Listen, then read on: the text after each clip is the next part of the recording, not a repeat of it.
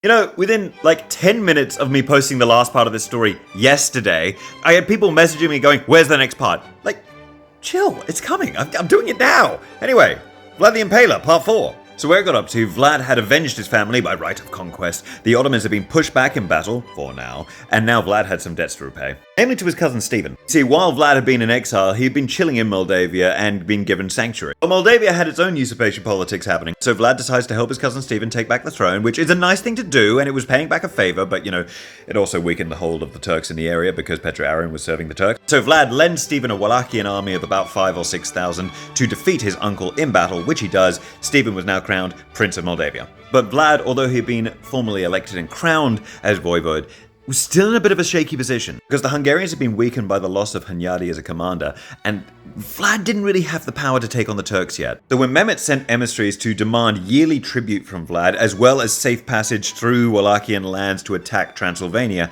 Vlad kind of had to agree. Remember, the Turks still held his brother Radu, and they could just put him on the throne if Vlad didn't comply. Vlad does agree, because he knows it's in his interest. He also begins work on repairing Wallachia's infrastructure and defenses. Was he allowed to do this? Not really, but he did it anyway. And this is a projection of power, not just to his neighbors, but to his subjects as well. Wallachia was no different from many medieval kingdoms. You had to project power to maintain power, lest your vassal lords decide they'd rather be independent. And in the case of Wallachia, it was the boyars. You had to keep them happy. And around this time, there were whispers of rebellion. Mutterings from former Vladislav supporters. Vlad was very aware of this, and he was not going to make the same mistakes that his father had made. So, this next bit is very Game of Thrones.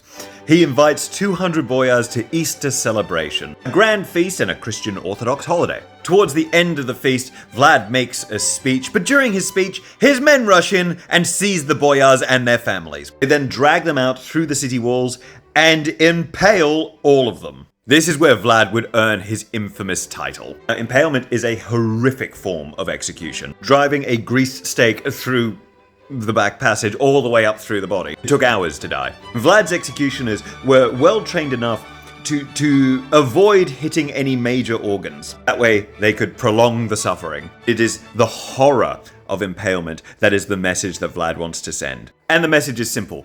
I am the voivode. I am in charge. The time of usurpation politics is done. This here outside my walls is my forest of traitors. I offer no second chances. If you betray me, I might play gardener and grow my forest a little bit bigger. And come back for part 5.